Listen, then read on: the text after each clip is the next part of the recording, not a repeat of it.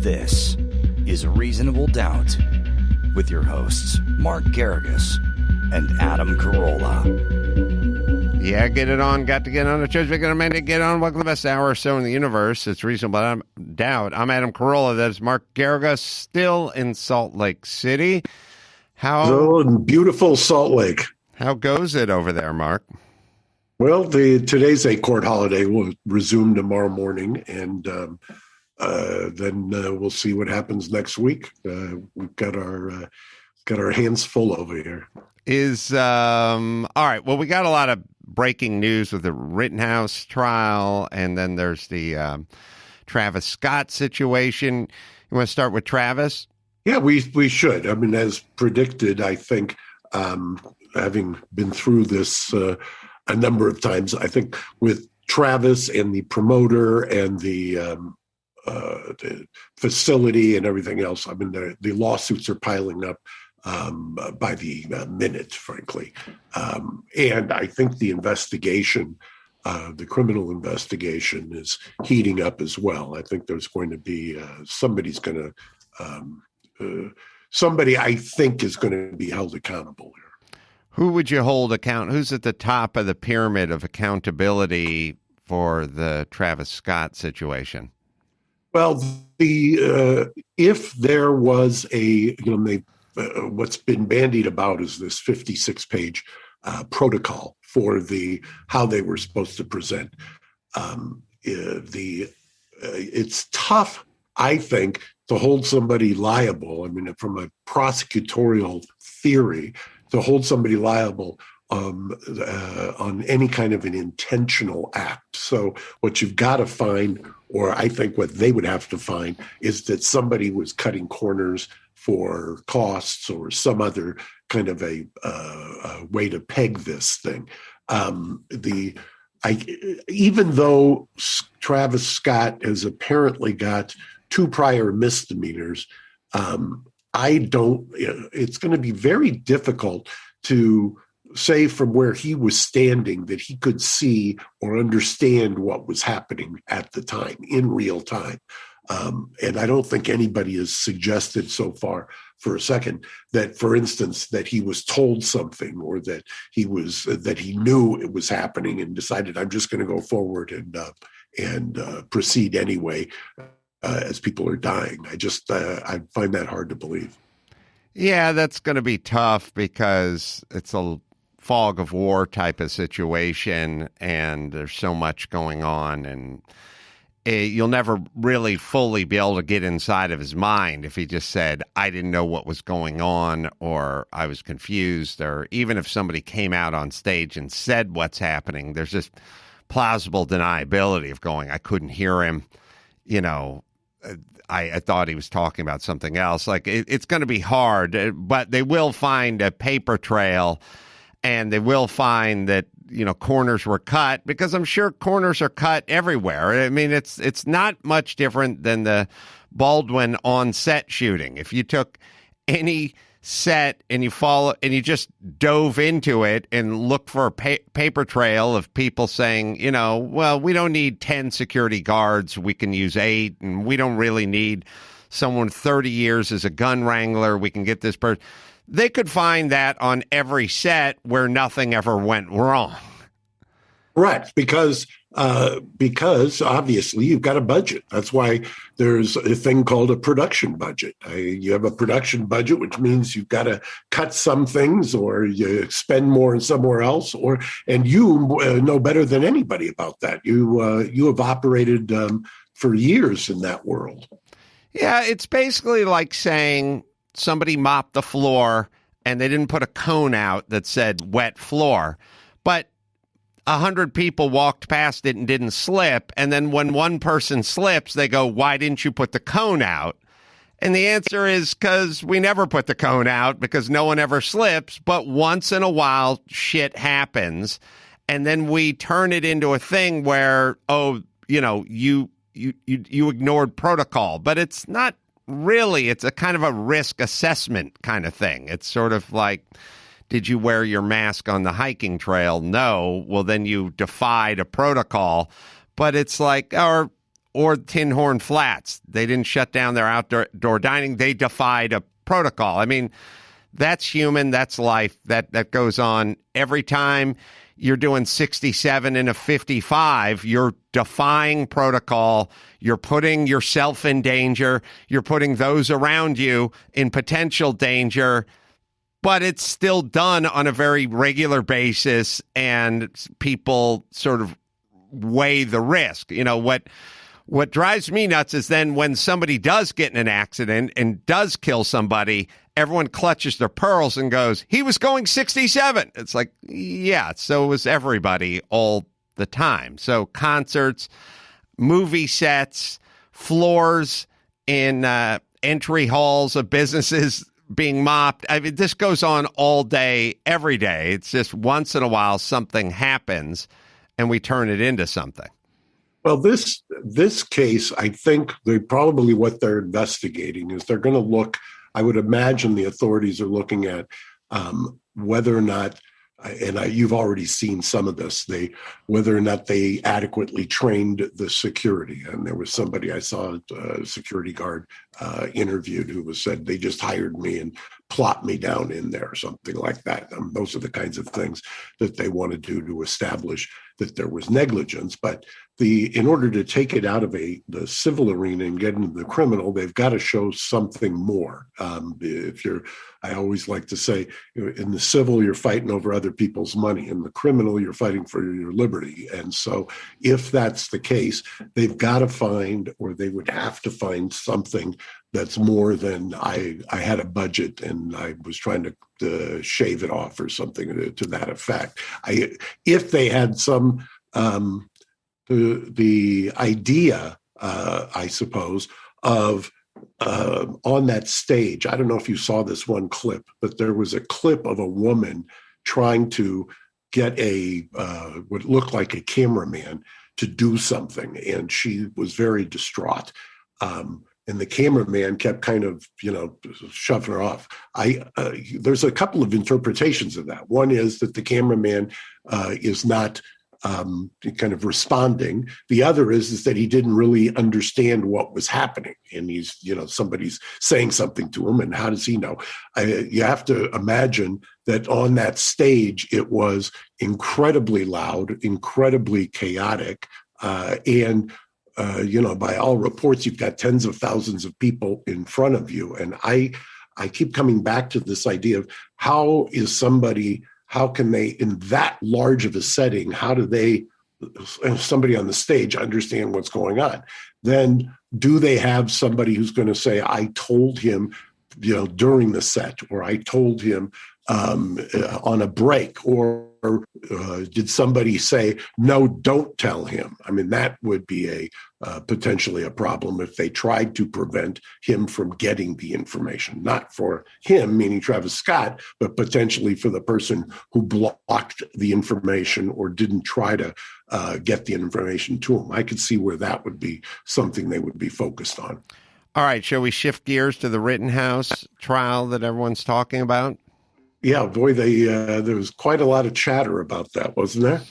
Yeah, well, the judge kind of went off, and I think that's what started a lot of the chatter. I mean, there was a lot of chatter about the trial anyway, but what's your take on the judge? I know he seems pretty no-nonsense. You tell me if this feels right. I don't know anything about the law, but I kind of know something about emotion and human conditions. He was kind of at his wit's end with the prosecutor, it seemed like, because he kind of blew up on him. And you don't really just blow up starting from a fresh page. There's whether it's a relationship, husband and wife, the blow up comes after things accumulate, and then they blow up. And then you go, what are you making such a big deal over this for? And it's like, it's never this, just this. It's an accumulation of things that led to a blow up. So it always seems a little out of context. It feels like, again, just like any time you've ever fought with a woman, you're like, what are you so upset about? I just forgot to pick up lemons. I'll go back to the store. It's not, it's about the lemons, but it's really more about the stuff that you didn't do for the last 2 weeks that led to the blow up. So seems to me that judge, and we can play the clip, seemed like he was irritated at the prosecution in general and then just kind of pulled the ripcord on this one. And I'll say, as someone who's been watching this probably more closely than you've been able to, just with your time constraints, this is not the first time this week that he's blown up at that guy. He's not been happy with him. He doesn't like the guy, but here's an interesting question, Mark. Do you think the judge thinks that the trial is unnecessary, or a little bit, maybe he doesn't think it's a good prosecution? Like maybe he's sitting there and he's imbibing the information and he's thinking to himself, there's no meat on this bone. Do you think that had something to do with it? I always tend to, I always say I'm naive, but I always think that a judge is trying to protect the record, number one, and the integrity of if there is a conviction. So you start with that premise that they're trying to keep everything within the bounds of what the appellate court might look at. So here's part of the problem you've got in this case with what has happened. First of all, before they start the trial, and sometimes during the trial, they have what we call motions in limine, which are basically either side can file them and either request, I want to get this into evidence or I want to keep this out of evidence. So the judge has to make rulings on that. And the judge will say, this is fair game, you can do it, or this is not fair game, you can't. In this case, the prosecutor, as virtually right out of the gate, not only violates one of the judge's motions in limine, but then commits what we call Griffin error, which is commenting on asserting your right to remain silent, which is what Mr. Rittenhouse had done previously. That's a no-no. That's I think the judge, when he stopped himself, was going to say something to the effect of, this is prosecutorial 101. I mean, it really is. I mean, it's one of the things you're never supposed to do if you're a prosecutor, because it's reversible per se. Now, the other problem that he's got, the frustration that you could see with him, is if the prosecutor is committing error and he's doing it in such a way that the case looks like it's going south. And, there are a lot of people who are saying that this case looks like it is not going well for the prosecution. One of the things that the courts look at is if this judge were to grant a mistrial, defense has asked for it, and he does it based on prosecutorial misconduct and finds that the prosecutor tried to goad the defense, that's the term that's used, goad the defense into requesting a mistrial, then it's once in jeopardy. People have heard dismissed with prejudice. That's what that means. Once in jeopardy means that he would, if the mistrial was granted, instead of allowing the prosecution to retry this case, which you can do if a mistrial is for other than prosecutorial misconduct, then that's a very, very severe and very rare penalty. And he doesn't want to be forced into that as a judge. And so I think what he was trying to do by Pollyanna interpretation is protect the record and try to make sure that, God forbid, in his mind, I'm sure he's saying, if there's a conviction, is it going to stand up on appeal or am I going to get reversed? We have the clip, a 2-minute clip of the judge. My understanding of you should have come and asked for reconsideration. You did on the one motion, and in fact, I granted your motion for reconsideration. That was not our motion. Excuse me. I did. I granted. We did not move that to was reconsider. Their motion. We have not filed any motions to reconsider in this case. That was their motion for reconsideration, which I denied. But I said I denied it, or I indicated a bias towards denial is what I did. Held it open with a bias towards denial. Why would you think that made it okay for you, without any advance notice, to bring this matter before the jury. I was astonished when you began your examination by commenting on the defendant's post-arrest silence. That's basic law. It's been basic law in this country for 40 years, 50 years. I have no idea why you would do something like that. And it gives, I'll leave it at that. So I don't know what you're up to. May I respond? Yes. We filed an other acts motion on this exact issue because, in my mind, and I argued this, it is identical to what was going on the night of August 25th, in the sense that the defendant was using this exact same weapon. He was using it in a manner to try and protect property. No, he wasn't. Your Honor, with all due respect, I'm not going to rehash the motion. That's absolutely untrue. No. Your arguments of record, my comments are of record, and why I ruled as I did is of record. There's nothing that I heard in this trial to suggest anything's changed. Even if you're correct in your assumption that you know more than I did at the time, you should have come to the court and say, I want to go into this. Why you would think that you could go into it without any... You ever been yelled at that way, Mark? Yeah, I have been there. Oh, really? That's it's. I don't know what what Judge Schroeder's background is, but he clearly knows his way around a courtroom. And I have found a lot of times that ex-prosecutors are hard on prosecutors because they know what the job is. They've lived the job and basically usually consider themselves pretty good at it. Here, in this case, I would suggest that much of, he knows he's under the microscope. The judge knows he's under the microscope. People are watching this thing. People are commenting on it. It's become very polarized, if you will.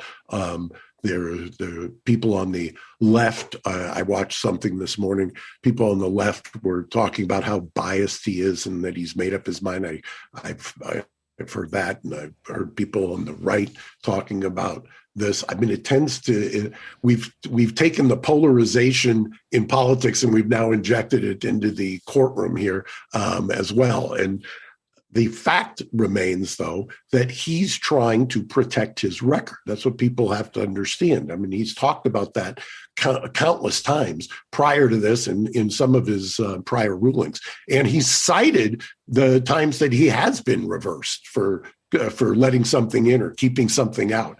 And it's, I don't know what the prosecutor was thinking, but I tend to agree wholeheartedly with the judge when he's saying it's basic law for 40 or 50 years. I mean, it's basic law. You don't go there. You don't do what he just did. Is it a Fifth Amendment thing? You have the right to remain silent, basically? Correct. And to comment on it is to then have them speculate. It'd be the same as getting up, or not the same, but a first cousin of getting up in closing argument and saying the defendant, he should have gotten on the stand and explained himself or done something along those lines. They don't, that's a no-no as well. But do prosecutors sometimes do that? Yes. Well, I want to know, I'll tease it, the decision to put Rittenhouse on the stand. I think most people, probably including yourself, just thought, well, the trial's going our way. Why are we taking a chance? Whenever you put someone on the stand, you put the defendant on the stand, you're essentially rolling the dice. Now, the dice rolling can be kind of shaped and mitigated by your relationship with your client. If you know that your client is a hysteric, shoots from the hip, can be easily confused or befuddled, you'd probably say, well, let's not put him up on the stand. But if you go, this kid is sympathetic, he's probably going to break down and cry because he has, statistically, Rittenhouse has probably cried while speaking to his own lawyer when his lawyer was saying, here's what they're going to ask, or, how did it make you feel or something. He probably was primed I think there's a difference between telling a client, go up there, put a tack in your shoe and make yourself cry, versus the people we know who would break down at a wedding, who become emotional when they watch Old Yeller.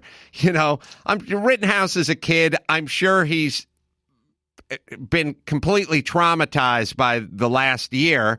And his guy probably knew that when he started getting grilled, he would break down. At least if you're a decent lawyer, and Mark, you're going to speak to this in a second, but I think you'd have a pretty good understanding how they were going to react just because of the relationship you've had with them over the past year or 6 months or whatever it is. So I want to talk about that sort of calculated risk of putting your guy up on the stand when it seems like you're winning. I kind of look at it as you're up by 9 points and there's 3.5 minutes left in the game and you're kind of going for it on fourth down. And it's sort of like, well, shouldn't you just punt and play some defense? And it's like, yeah, but if we can convert this fourth down, the game's over. And maybe his lawyer is thinking, if he can get up there and knock it out of the ballpark, it's over. We'll kind of take it out of the hands of the referee. First, I'll tell you about NordVPN, like a cyber Swiss Army knife. Access content from over 59 different countries by changing your virtual location with one click. So while Mark is in Bosnia defending war criminals, he can still watch American Netflix. For sports, never miss a game ever again. NordVPN encrypts all your traffic, so your internet service provider can't slow down your streaming speed. Gary uses this relentlessly. Yes, Gary? Yeah, it's amazing. It's aside from just the security that you get from having it installed on all your devices, I love to change my country and get a whole new list of streaming stuff. From different services, you get new stuff depending on where you are. You can put NordVPN on up to 6 devices with next-generation encryption and get access to all your favorite content while protecting your data. And you can get a nice deal. Go to nordvpn.com/doubt, use the code doubt, and get 73% off your NordVPN plan, plus a bonus gift, right, Gary? That's right. Go to nordvpn.com/doubt or use code doubt to get up to 73% off your NordVPN plan and a bonus gift. The price drops down from $89 to $79, and you get 1 free month, so your total discount is 73%. Be quick because this offer is limited time only. It's equivalent to buying a cup of coffee every month, a small price to pay for premium cybersecurity and access to vast amounts of entertaining content. There's a 30-day money-back guarantee if NordVPN is not right for you, so there is no risk. All right, so putting the client on the stand. The toughest decision of a defense lawyer is if you think you're making points and if you think the prosecution has not made their case, why put your client on? The calculation is that you do mentally is not original with me. My father used to say it all the time. It's a rare case for the defense that gets better after the prosecution rests. However, in a case like this, where it's self-defense, oftentimes you have to put your client on the stand in order to get specific jury instructions. I think they also probably have done, as you mentioned, extensive work with the client. I've done mock cross-examinations. I usually have somebody else do it because I think if it gets heated, it impacts on the attorney-client relationship if you do it yourself with your own client. So you usually find somebody who's really good at it to do a mock cross of your client.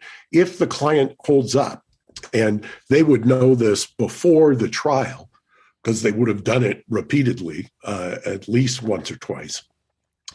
Oftentimes you may work with somebody, countless times in terms of getting them to anticipate what the questions are, getting them to understand what the talent needs to understand. I think that was Dr. Phil's job. Yeah, I think he did, because a lot of times the jury consultants also double as the person who works with the client. And so you have to also, and remember, the defense here kind of front-loaded it. They told the jury basically that you can expect him to take the stand. So they were pretty confident that that was kind of their game plan, and it's gone pretty well. And I think he acquitted himself well. The interesting thing, and I'll bet you the defense went through their minds, is once they got on cross-examination, the one guy to say he didn't pull the trigger until I pointed my gun at him or in his direction. That, I'm sure, was the defense lawyer is probably saying to himself, damn, I could have, this may give me enough to get the jury instructions that I need and to get the acquittal. But I would contrast that with a case that's circumstantial evidence, where they're trying to prove who done it. Basically, the prosecution is trying to say that my client did it, and you're trying to say you didn't prove it. Those cases, I'm one in particular that I'm thinking of, where I basically begged the client not to take the stand, put it on the record. It was over my objections. He did. And sure enough, afterwards, the jurors said they never would have convicted if he hadn't taken the stand. And that's one of the times you want to just kick yourself in the head. Why do you put it on the record? I put it on the record so that there's not nobody's going to come back later on and say that was ineffective or make some claim that I didn't properly advise somebody not to do it. I mean, just like the judge protects the record, we try to, as a defense lawyer, you try to protect the record as well. I mean, that's an age-old kind of safety valve, if you will, for the defense. Is it the record or is it your record? Like, do you not want someone going, Geragos was the Nimrod who convinced that guy to take the stand and he screwed the pooch? You want it I suppose on record it's both. Yeah, I suppose it's both. Because a judge will, if the client says, or if I say, for instance, let's do it from my perspective. If I say, Your Honor, the prosecution's case is over. The defense is, we may call witnesses, but my client's not going to testify. Then the judge will generally ask the client, is that true? You know that it's one of the few areas where the client controls what happens, is whether to take the stand. The client can overrule the lawyer on whether he takes the stand. It's his right. You can't give that up unless it's knowing and voluntary. The lawyer can't threaten him, even though you might want to forcefully threaten him not to get up on the stand or tackle him before he gets up on the stand, or she. But the client has that personal right. So a judge will also put that on the record, that the client understands that they have that right to take the stand and an absolute right not to take the stand, and it's their right to make that decision. And it's tough. I mean, I can't tell you the number of times that I've heard the people, even though you get a jury instruction that says you can't consider the defendant's failure to take the stand, virtually everybody has this inclination that if I were on trial, you couldn't stop me from getting on the stand. If I was innocent, I don't think it's on trial. I think it's innocent. If I was innocent, then I would love to get up there and make my case. Is this a case where you feel like the video evidence is more compelling for the defense? I mean, it seems obvious to me, but could you imagine this trial without any video evidence? I think it would swing hard the other direction. I mean, okay, you have 3 shot people and a guy showing up with an AR-15 minus any video. I just don't think this would go well for the defense. Do you? I don't think so either. I would imagine that would be the case. I mean, it's I'm trying to picture, as you asked that question, the police reports. Oh my God! Can you imagine the police reports if there was no video? I mean, it would all be whoever whatever prism they're looking through, as it always is. But the reports, if there were no video, would be astounding, I'm sure, because you'd say to yourself, well, what happened here? What happened there? And remember, when you use the term the fog of war, these types of situations, various people can see completely different things, notwithstanding what the video shows. I mean, when you also, you take the guy who was up there who was basically just went, I was pointing my gun at him, minus all the video evidence. That guy's story could be, I had a gun, but I never pulled it out of my holster or was facing the other direction. I mean, who knows if somebody has the kind of integrity, and not even integrity, just the ability to recall when there's an adrenaline dump and things happen in nanoseconds. I don't know a person who, they would have said, yeah, well, I had a gun, but I wasn't pointing it at the defendant, and they would have either lied or believed it. But either way, the video evidence refreshes your memory, and it's really hard to sit up there and say you weren't doing something that has been captured on video. Dershowitz had a take on this last night on Hannity that I wanted to show you because I'm just curious what your take of Alan Dershowitz's take on this trial is. Well, first of all, let me tell you what's really going on here. What's really going on is that the prosecutor wants a mistrial. He wants a mistrial without prejudice because he doesn't think the trial is going his way. The judge doesn't want to be the one to declare a mistrial because he's not going to be able to go back into immunity. He wants the jury to acquit. And so what the judge is angry at is that the prosecutor is trying to put him in the position of creating a mistrial, which then the prosecutor says, hey, it's the judge's fault. It's not my fault. I've seen this tactic used by prosecutors before. Now, that's why the judge has the power to dismiss the case with prejudice, but judges don't want to do that. They want to have the jury acquit. They don't want to acquit. So this is even a worse ethical violation, possibly, than what the judge has said. But the judge doesn't want to surface it because the judge doesn't want to say, oh, you want to provoke a mistrial. But that is what I think is going on.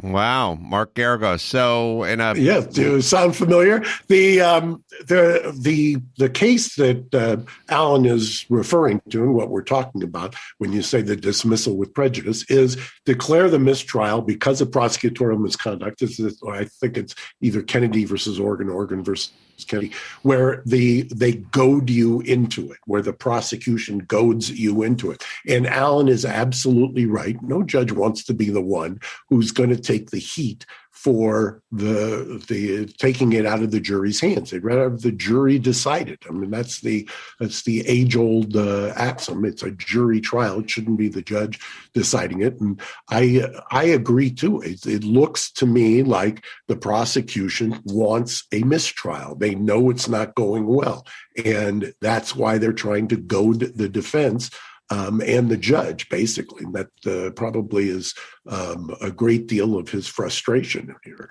Well, let me tell me if this is an apt analogy. Heavyweight boxing match. We're in the 7th round, and one guy's really getting pummeled by the other guy, bloodied and black and blue and beat up.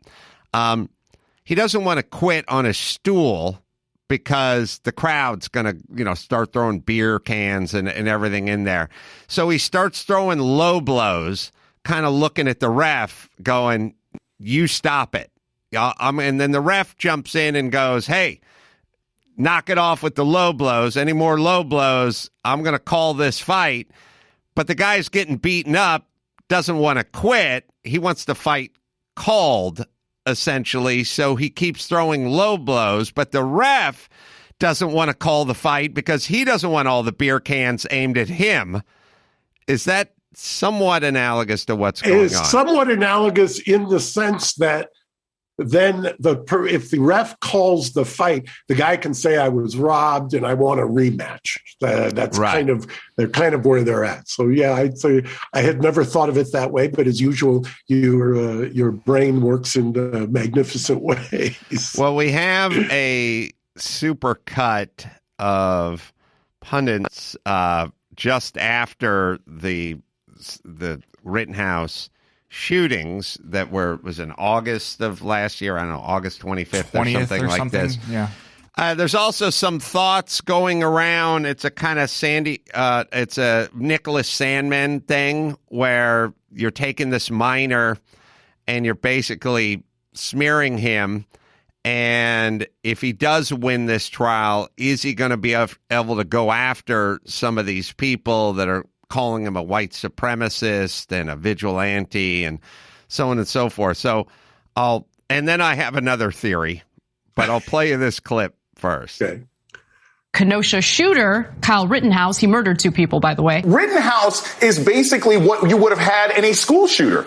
He's a 17-year-old kid. He shouldn't have had a gun. He crossed state lines to supposedly protect property. No, he was going out to shoot people. Kyle Rittenhouse, the 17-year-old vigilante. Kyle Rittenhouse, a vigilante. Kyle Rittenhouse, the armed teenage vigilante. A 17-year-old vigilante, arguably a domestic terrorist, picked up a rifle, drove to a different state to shoot people. Kyle Rittenhouse, a guy who's deeply racist, went with weapons to a Black Lives Matter protest looking to get in trouble. He did. He murdered a couple of people. Rittenhouse, the 17-year-old kid, just running around, shooting and killing protesters. You see the 17-year-old who was radicalized by Trumpism, took his AR-15 to Kenosha and became a killer. A white, Trump-supporting, MAGA-loving, Blue Lives Matter social media partisan, 17 years old, picks up a gun, drives from one state to another with the intent to shoot people. A 17-year-old boy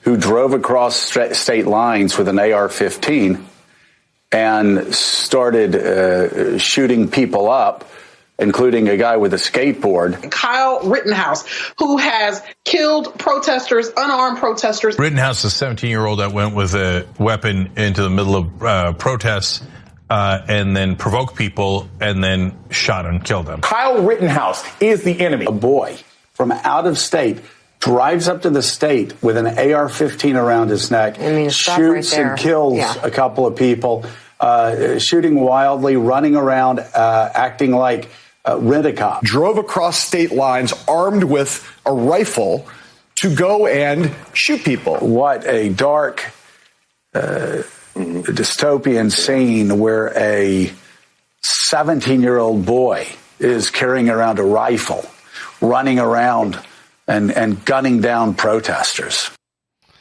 Yeah. So Grabian, Grabin, put that together. They do this all the time. It's the easiest thing in the world because these fucking Nimrods speak out of their ass immediately after whatever happened. And then, of course, the evidence comes in and the videos come in and everything comes in. And then it always turns out they're wrong because if you report the news, then you'll report the news. But if you have an agenda, you're going to tend to be wrong a lot because you're not reporting the news. I mean, the same thing happened in the Covington Catholic case, you know, and they're very analogous because they had the video. They had the video of Nicholas Sandmann. They just chose to ignore the video. They had the Rittenhouse video. I mean, it's video of a guy being chased and attacked and then falling down and a guy with a gun and firing. I mean, it's tough. You can have a lot of thoughts about guns and AR-15s and showing up at protests with guns and all that, but you can't really depict it as he went there to shoot people or he's a white supremacist or any of that. And then they put themselves in this horrible position, which is they make all these asinine proclamations 10 minutes after the event. Then a year goes by and it goes to trial. And surprise, surprise, none of the shit they said was true. And now they're in a worse position because they try to defend the shit they shat out a year ago. And now they look like total assholes because they go, oh, well, I don't know, this case and the judge is way out of line and those were crocodile tears. So now it's asshole on asshole crime because you're defending something you said that was retarded a year ago versus reversing course a little and doing a little mea culpa or, trying to do a little damage control. They actually tend to just double down and try to defend something from the past that isn't happening in the courtroom. But the question to you is there a possibility that some of these people, you're dealing with a minor, it's got some of the same moving parts is the Covington Catholic case with the guy standing in front of the Indian elder and the way they kind of shape that. Although this one went to court and this is a trial. So I don't know how that shapes this, but is there a possibility of being compensated? I don't think there's a world in which that will happen. Because I think ultimately what's going to happen is if you're going to prognosticate, I think he's at the very least going to get convicted of the gun charge. I don't know I don't anticipate the argument to be focused on the gun charge. I think the arguments are going to be focused on the other counts having to do with death, of the death counts. And if he ends up getting convicted, you're going to have a tough time with him seeking anything at that point. I just don't see it. I will tell you that what's frustrating is when people have already convicted before they've heard the evidence. I mean, building on what you just said, there still is a presumption of innocence. Just because you're accused or indicted or filed on doesn't mean that you lose the presumption of innocence. That presumption of innocence carries all the way till the jury goes into the jury room to deliberate. So the idea that people, I don't know what the dates on those particular clips you had were, looks like it was about a year ago because we were getting the election results on the crawl. And that's, the presumption of innocence should even apply, just like freedom of speech to speech. Freedom of speech applies to speech you don't like, and the presumption of innocence should apply to people or actions you don't like or approve of. Yeah, I think we're living in a very difficult time, which is people politicize everything, then they make a comment about it, and a lot of comments about it, and then they have to go back and kind of will themselves correct. And now that is essentially the opposite of news. If you think about if you're a news outlet, you go out and you get the story wrong the first time, and then when the evidence comes in, you then defend getting the story wrong the first time by misinterpreting the evidence. That's essentially where we're at. News outlets are supposed to do their due diligence and get the story right the first time, but if you get the story wrong the first time, then you print a retraction or a correction, not get the story wrong the first time and then go back and defend the story. So you can sort of shape it into being retroactively correct. All right, let me tell you about Roman ED. It's common. 52% of guys between the age of 40 and 70 experience some form of erectile discomfort, dysfunction, I should say. Go to getroman.com/doubt now to speak to a U.S. licensed healthcare professional about erectile dysfunction, and you can get $15 off your first month of treatment. ED treatment can help you reconnect with your partner and rediscover the joy of sex. Completely confidential and totally discreet. Get a free online evaluation and ongoing care for ED, all from the comfort and privacy of your home.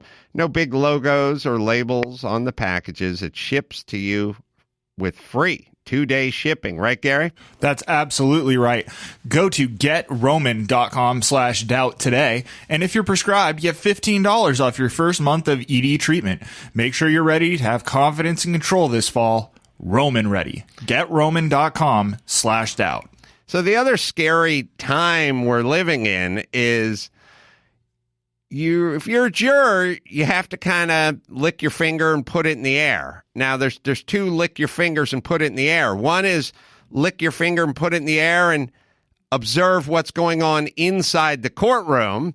And then there's a lick your finger and put it in the air and see what's going on outside of the courtroom. Is the town I live in going to burn down? Am I going to be doxxed? Is an angry mob going to show up at my house? Is someone going to take pictures and out me and put me up on the internet and endanger my family? We want you in the courtroom, and we want you digesting the information in the courtroom, not making business decisions for your safety and your family and your livelihood outside of the courtroom, which would then affect your decision-making inside of the courtroom. And these fucksticks who do the news and call them a white supremacist and say he went there just to shoot, they fuck it up for what's inside of the courtroom because people have to make decisions. And if you don't believe me, thank God he was a racist, but he was a horrible racist because he shot 3 white heshers, essentially. Could you imagine if 1 or 2 of those guys was black who he shot? You'd have to be making business decisions inside the courtroom as a juror. And that's where we're at, and that's what these people don't understand, how they fuck up the system. It's very dangerous. It's going on. It cannot be denied. And you're really cutting the system off at the knees when you start having people think about, look, I didn't see a guilty verdict. I didn't see a case for guilt, but I'd like to go home and enjoy my dinner tonight. There's one of the things that was happening during jury selection and the questionnaires was that people were expressing that sentiment. I've been there, done that in other situations where jurors are worried that they may not be giving the right verdict for the community, so to speak, or they may not be giving the adequate deliberation of what they saw as evidence and something extraneous. And so that's for years I've kind of argued that in these supersized cases or cases that have this kind of publicity, that you have to do something. If you don't want to restrict the public access like they do in the UK with the Contempt of Court Act, if you want to do something else, then you should generally sequester the jury for the trial itself. Judges don't like to do that. Understandably, if they're making a calculation about the cost of it. But a sequestered jury in a case that's got an enormous amount of attention that is being televised and people are going back and forth to their home and they're hearing, you can't help but hear. I mean, you can get admonished. You can have the judge tell you, you don't listen to the media. If you hear it on the TV, turn the channel. I've heard that a zillion times. If you see it in the newspaper or read about it on the internet, go to the next article. But there's still a zeitgeist out there, and it's very difficult for jurors when they aren't sequestered to be separated from the zeitgeist.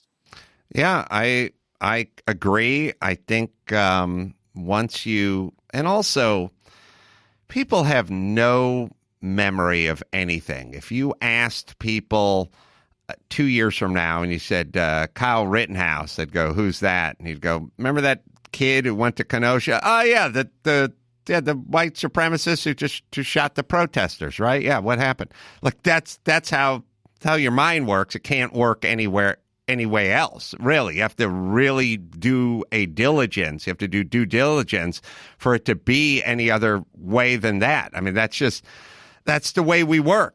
Things get attributed to, Yogi Berra said, who knows if Yogi Berra said it or not. We just do that as a society. And, the fog of war and memory and turn the page. So thank God they have video of all this. I kind of think that because it's going so poorly for the prosecution, that the temperature, the sort of societal temperature is kind of down on it. I mean, it's Biden's in the White House. If Trump was in the White House, it may affect things in a different way. But Biden's in. We've kind of, the temperature's down. We're a little distracted with COVID. The guys he shot were all Caucasian and didn't seem to be the greatest citizens. And he's seeming sympathetic now. So I think the temperature's down enough to deliver a verdict that is not, I'm not going to say right or wrong, but deliver a verdict that's not really being impacted by what's going on outside of the courtroom. Would you? Well, one of the reasons that, let's harken back, he excused, Judge Schroeder excused one of the jurors because he had told a joke that I think Gary had characterized as it's not very funny. And the judge had excused that juror.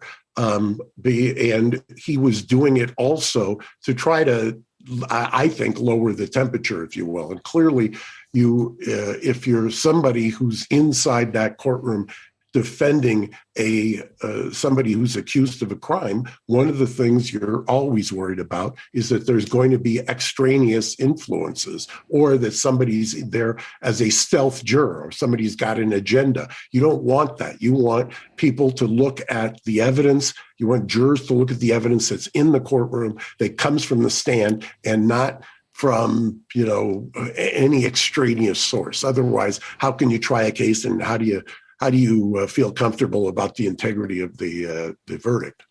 My last thought's a philosophical thought, which is we have an interesting relationship with danger or risk, which is we've all gone insane over the last year and a half with COVID. But if there's a guy with an AR-15 who just shot somebody, we'll still chase him and try to wrestle away his gun, which seems imminently more dangerous than COVID, at least if you're young and healthy and able to pursue somebody on foot with that kind of vigor.